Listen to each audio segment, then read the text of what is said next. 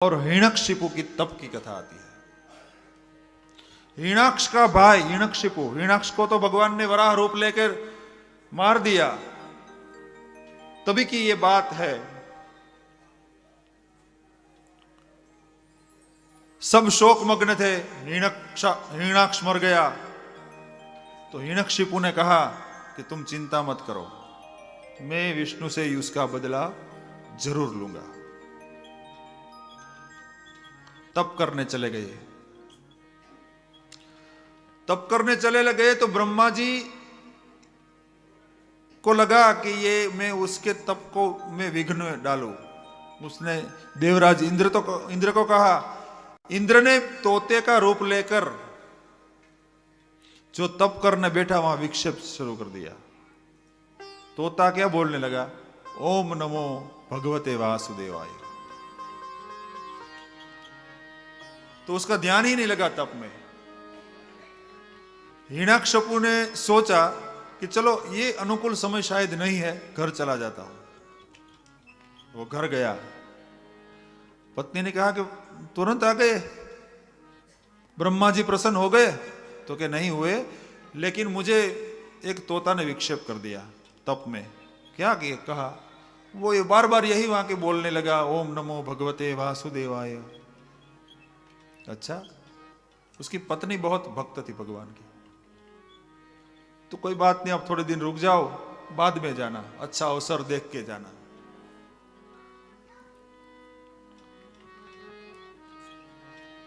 पत्नी ने उसे बार बार पूछती है कि वो तोता क्या बोलता था? तो ओम नमो भगवते वासुदेवाय बार बार पूछती है। जब रात्रि हुई, हिरण्याक्ष अपनी पत्नी के साथ भोग के लिए गए। तब पत्नी ने पूछ लिया कि महाराज ये बताओ, ये तोता क्या बोलता था? हिरण्याकशिपु कहने लगा कि ओम नमो भगवते वासुदेवाय। बार बार ये स्मरण रहा। उसी समय हिरण्याक्ष की पत्नी के गर्भ में शिशु का प्रस्थापित हुआ।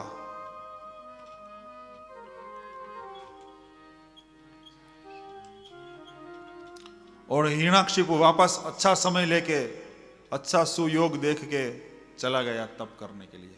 ब्रह्मा जी का बहुत तप किया। इंद्र का इंद्रासन लड़खड़ाने लगा। इंद्र ने कहा, भगवान आप जाओ, ये तप करेगा तो इंद्रासन ले लेंगे हमारा। ये हिरण्याक्ष का भाई है।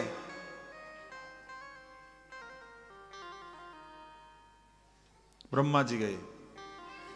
ब्रह्मा जी प्रसन्न हुए के कहा, मांगो। तो कि मुझे अमरत्व दो।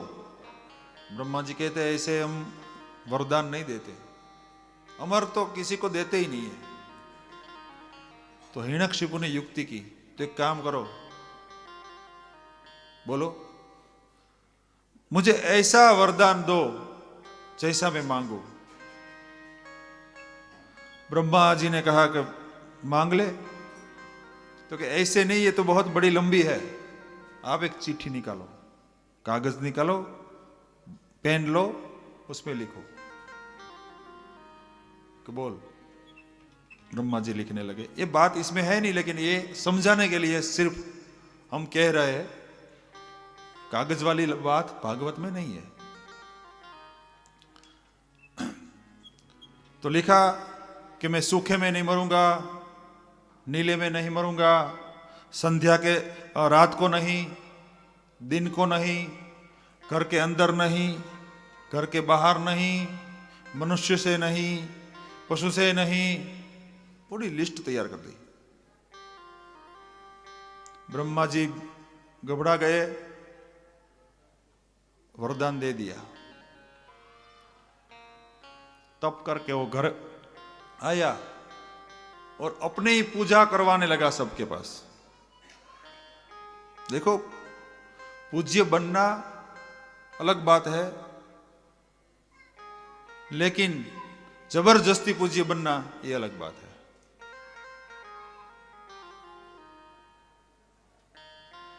हमें अनुभूति हो, हमारी श्रद्धा प्रबल हो जाए तो हम किसी को भी मान सकते हैं, लेकिन जबरदस्ती हमें ऊपर बार बार यही कहना जा तुम ये करो तो ये नहीं हो पाएगा, उसमें भाव नहीं रहेगा।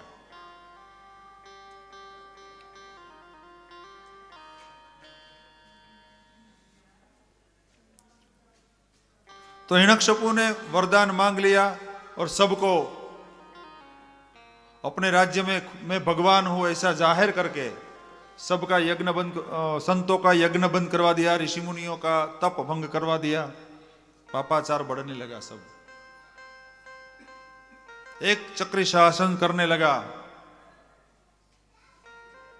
उसको एक बेटा हुआ, उसका नाम प्रहलाद हुआ। वैसे तो 4 हुआ, लेकिन सबसे छोटा प्रहलाद। भगवान का बहुत बड़ा भक्त था, क्योंकि गर्भ में ही उसके संस्कार मिल गए थे। इसीलिए हमारे यहां गर्भ संस्कार बोलते हैं।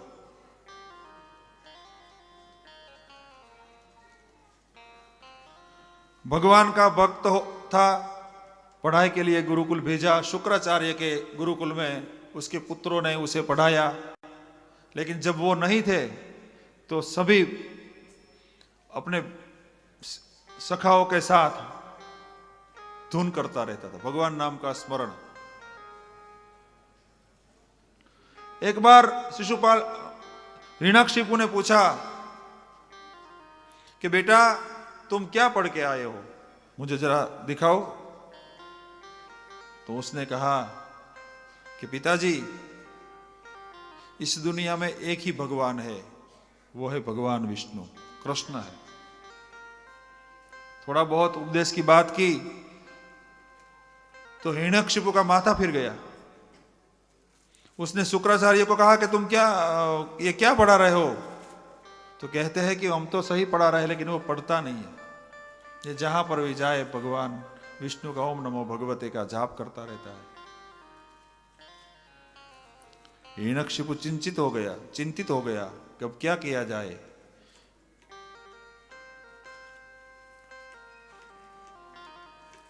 हिरण्यकशिपु है लोभ का प्रतीक।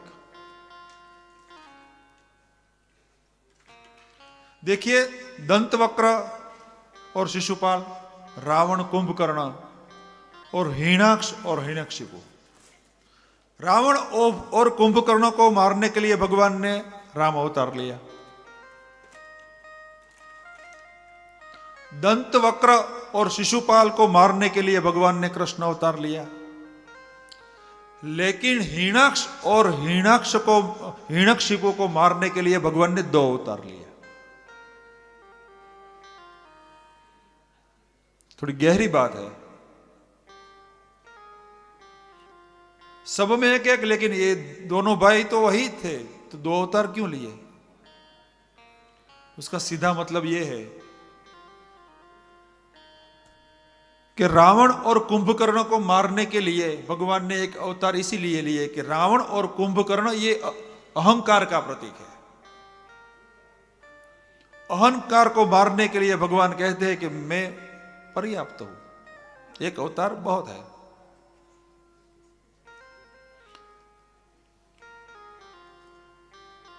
दंतवक्र और शिशुपाल को मारने के लिए भगवान ने कृष्ण जन्म लिया, अवतार हुआ। तो भगवान ने कहा कि यह क्रोध का प्रतीक है। क्रोध को मारने के लिए भी मुझे एक ही अवतार की आवश्यकता है। लेकिन हिरण्यकशिपु और हिरण्याक्ष ये दोनों लोभ के अवतार है, ये दोनों लोभ का प्रतीक है। इसीलिए भगवान कहते हैं कि लोभ को मारने के लिए तो मुझे भी 2 अवतार लेने पड़ते हैं।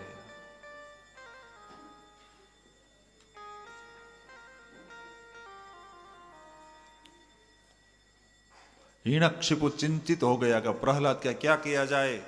सैनिकों को आदेश दिया कि इसको बहुत पहाड़ से नीचे गिरा दो।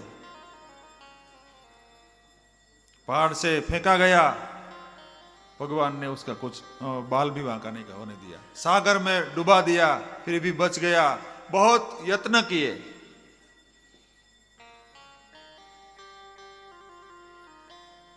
हिरण्यकशिपु ने सोचा कि बस एक बार अभी उसका मृत्यु हो जाए। उसकी बहन होलिका को कहा कि तुम चिता पे चढ़ जाओ, तुम्हारे पास तो वरदान है। प्रहलाद को गोद में लेके बैठ गई, लेकिन होलिका जल गई, प्रहलाद को कुछ नहीं हुआ। बहुत यत्न किए लेकिन सफलता ही नहीं मिल रही है हिरण्यकशिपु को तो। लेकिन साहित्यकार कहते हैं कि एक स्तंभ को गर्म किया, बहुत तपाया, एकदम लाल कर दिया और प्रहलाद को बुलाया गया।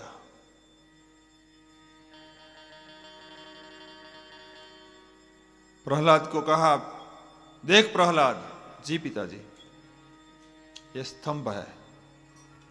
जी है। उसको बहुत तपाया है, एकदम लाल है, दिख रहा है बाबा। तुम कहते हो ना कि भगवान सर्व में है, तो क्या इस स्तंभ में है?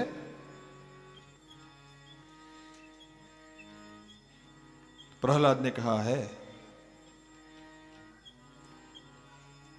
अच्छा, तो अगर है तो जाओ उस स्तंभ को गले लगा लो। पूरी सभा बैठी है, नर नारी सब उपस्थित है, सभी स्त्रियां बातें करती है कि ये कैसे क्रूर बाप है।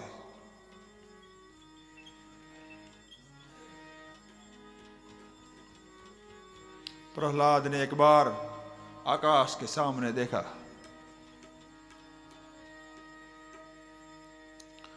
और दूसरी दृष्टि जब स्तंभ में डाली तो भगवान को लगा कि मैं उसे प्रमाण अगर नहीं दूं तो शायद उसकी श्रद्धा थोड़ी डगमगा जाएगी।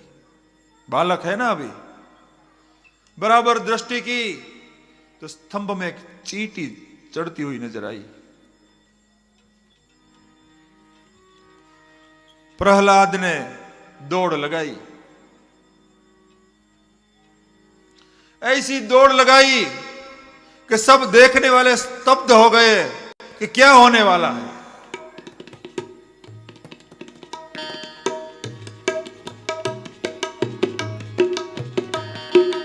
स्तब्ध हो गए, सब महिलाओं घबराने लगी, ये तो बालक के ऊपर अत्याचार हो रहा है। छोटे छोटे बालकों ने आंखें बंद कर ली। वृद्ध अपने आप कहने लगे कि बस यही देखना बाकी था हमारे जीवन में।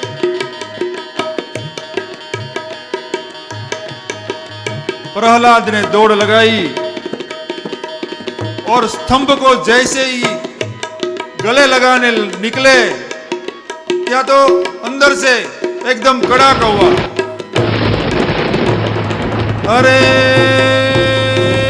भगवान गति गहन गहन रन हमन समन सै त्राप रतन धर धरन धरन धर। अंदर से एकदम कड़ाका हुआ, जैसे शेर आया, नाखून बड़े बड़े।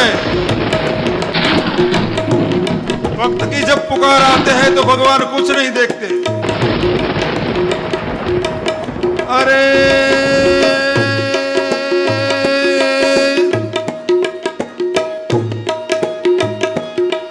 भगवान गति गहन गहन रन हमन तमन जयता पर धर्म धर्म धर अनिच तरंतर अवध पटंतर राम रमे। जय राम रमा रमनम शमनम तव बाप दया कुल पाई जन्म। अवधेश सुरेश रमेश विभो शरणागत मांगत ताहि प्रभो। एक दिव्य तेज आया, सबके आंखें बंद हो गई कि क्या हो रहा है। अंदर से भगवान ऋषि का प्राकट्य हुआ। जैसे गिरनार की कंदराओं में केसरी शीश चला आता है, इसी तरह भगवान ने धीरे धीरे अपने कदम आगे बढ़ाए।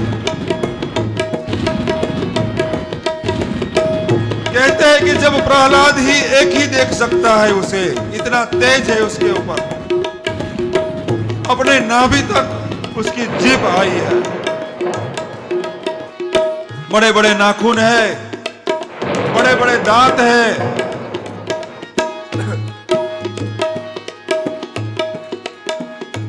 हिरण्यकशिपु घबरा गया कि नक्की आज मेरा मृत्यु है। अपनी वो चिट्ठी याद कर ली एक बार फिर से, उसमें कोई गलतियां तो नहीं रहेगी हमसे।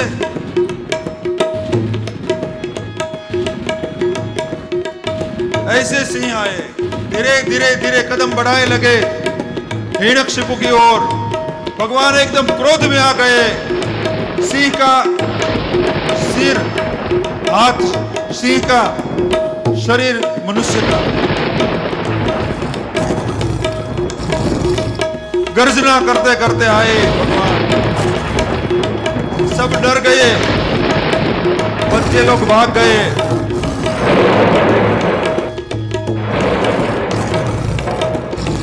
क्या होने वाला है वो पता नहीं चलता है किसी को।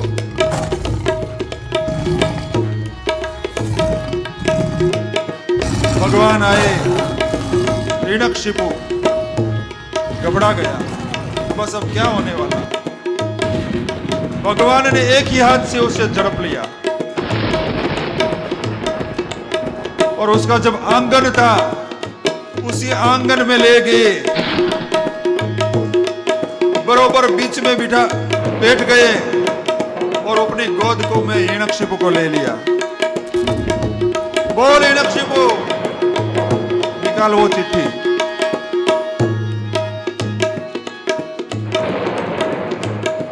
ये कौन है प्रभु पता नहीं, पशु है या मानव? पशु भी नहीं है, पूर्ण मानव भी नहीं है। हिरण्यकशिपु ये अंदर है या बाहर? घबरा गया, कहने लगा ये अंदर भी नहीं है, बाहर भी नहीं है, तो आंगन के बीचों बीच है।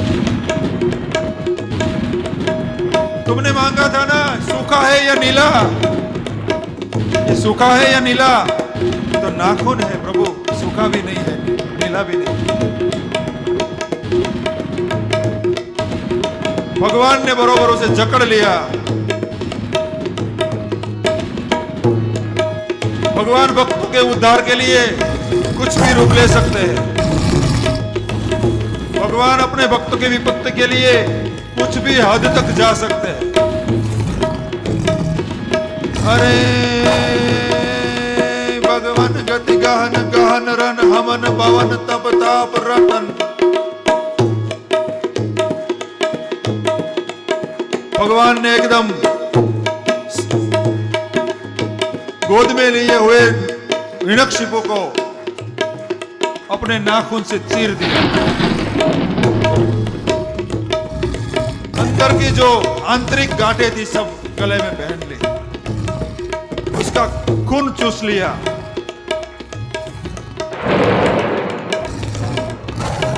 सब लोग घबरा गए। देवता लोग देखने के लिए आए और पुष्प की वृष्टि करने लगे। बोलिए नरसिंह भगवान की।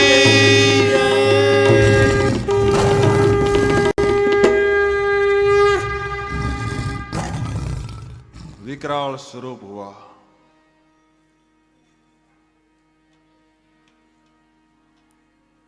हिरण्याक्ष को मारने के लिए, उसका वर्णन करने के लिए जो इतनी तकलीफ पड़ती होती है, तो भगवान ने जब हिरण्याक्ष को मारा होगा तब उसको कितनी तकलीफ पड़ी होगी। सभी देवता लोग कहने लगे कि अब भगवान का गुस्सा कैसे शांत हो। सभी देवता लोग आए, उसकी स्तुति करने लगे, लेकिन भगवान का गुस्सा शांत नहीं होता है।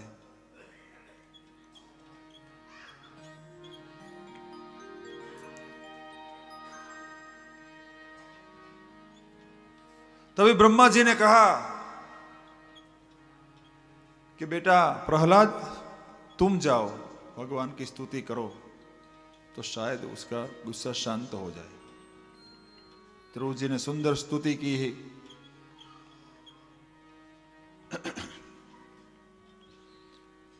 पतवार के बिना ही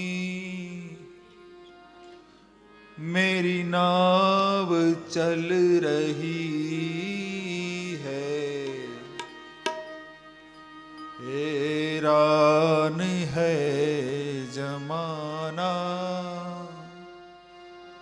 मंजिल भी मिल रही है, मेरा आपकी कृपा से सब काम हो रहा है। करते हो तुम कन्हैया मेरा नाम हो रहा है, मेरा आपकी कृपा से सब काम हो रहा है। प्रहलाद ने सुंदर स्तुति की, भगवान का गुस्सा शांत हो गया।